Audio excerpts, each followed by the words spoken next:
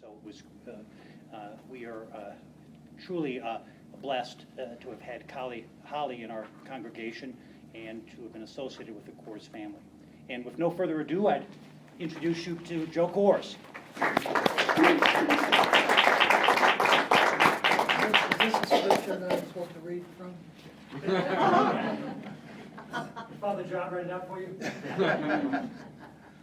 Oh, well, thank you all for attending on this very hot day outside, but it's nice and cool inside. And thank you for your audience. This is a special place. As Steve mentioned, I attended Sunday schools here when I was growing up in the 50s.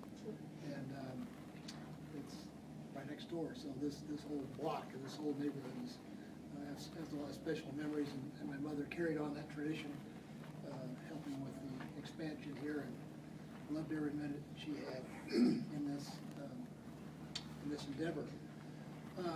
I'm Joe Coors. I'm running for Congress as a Republican, conservative, and against a very liberal, big government, big spend, Obamacare person, and it's going to be an interesting race. He's Ed Perlmutter is a three-term congressperson. He's very popular, but he's got a really he and I are on opposite ends of the poles when it comes to what we would do, how we would run this country, and I'm going to take him on. We're going to beat him. We got to get common sense back into Washington. And of course, they think they have common sense, but we don't share the same dictionary value of words. The issue for me is really about the American dream. My great-grandfather stowed away on a boat, came to the United States, penniless. He had a little suitcase with him when he landed in Baltimore, and got his papers. So if he's legal, then I think I am too. And worked his way Erie Canal, and then a brewery in Naperville, Illinois, and finally coming out here in the late 1860s. Family doesn't know how he heard about the American dream over in Germany, but whatever it was appealed to him, and he left Germany in the 18s when he turned 21 and came to this country.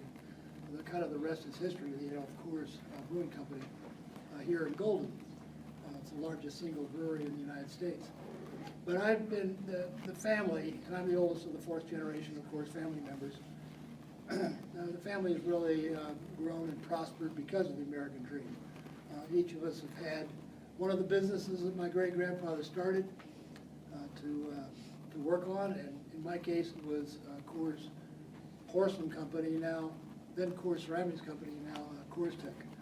And during my career at Coors Tech, 27 and a half years, I started as a data processing person and worked my way up into manufacturing, and then Vice President of Quality Control, and eventually as President and Chief Executive CEO of Coors Tech. I had the pleasure of taking the company public in the mid-1900s, 1990s.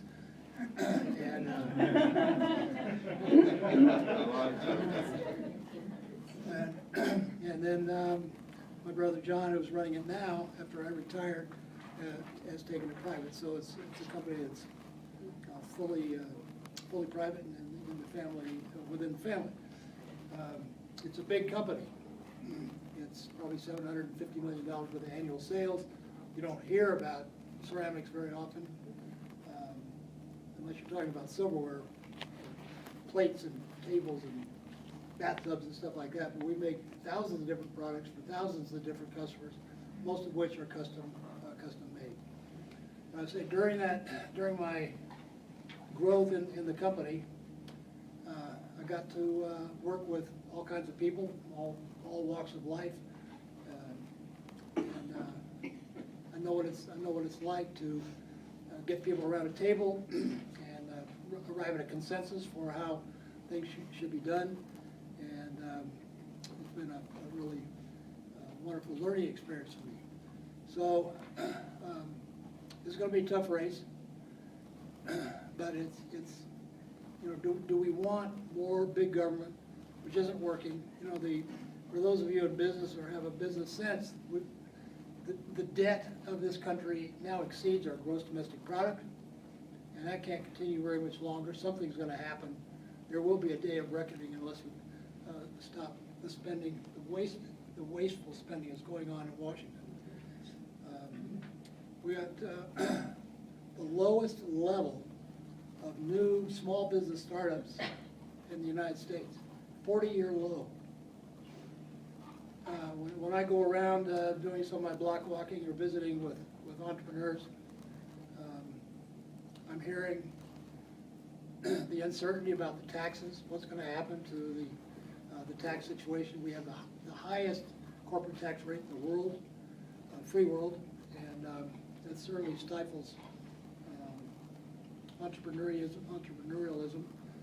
We got pending federally mandated health care.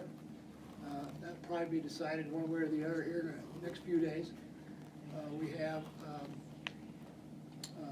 financing, which is very, very difficult. Thank you, Dodd-Frank, which needs to be repealed. And just so much regulation going on. It's very, very difficult to start a business until those things are more sure. Why would anybody want to start a business? That's why we're at 40-year low. So those are the challenges ahead. Campaigning is really interesting. It's a new adventure for me. I've not ever run for anything before, not even school secretary or anything. But I'm really energized by the process, and I really feel I've been called to do the work here at hand, and I'm looking forward to the challenge. It's very interesting meeting a lot of people and finding out what's on people's minds and going forward with that.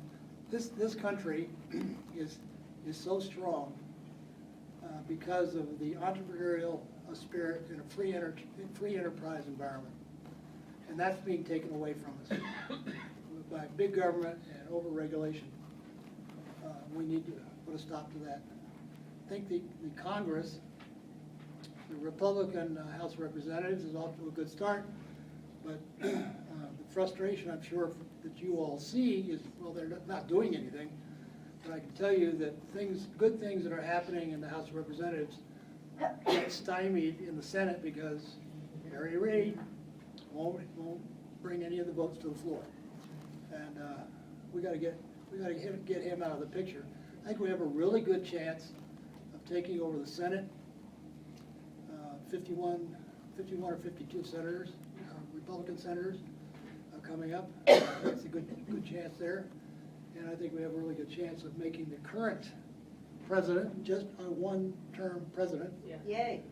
And putting an end to Congressman Perlmutter's 3-year term, 3 strikes and you're out kind of thing. Time to retire him.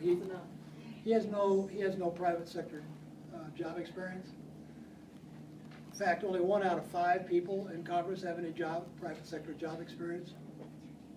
So when President Obama says the private sector is doing fine, excuse me, that was a big faux pas. But we've got to get more people in Congress that have a way to analyze things from a business standpoint, based on outcomes and not incomes. And that's what I will do for the 7th Congressional District. So it's this campaign is going to cost both sides twice what it cost 2 years ago. Perlmutter spent $2.1 million last cycle, and his opponent Ryan Frazier spent $1.8 million. Those numbers will double this year. That's that. And there's a reason. The reason is Colorado is a key swing state in this election. District 7 is a key district in the state.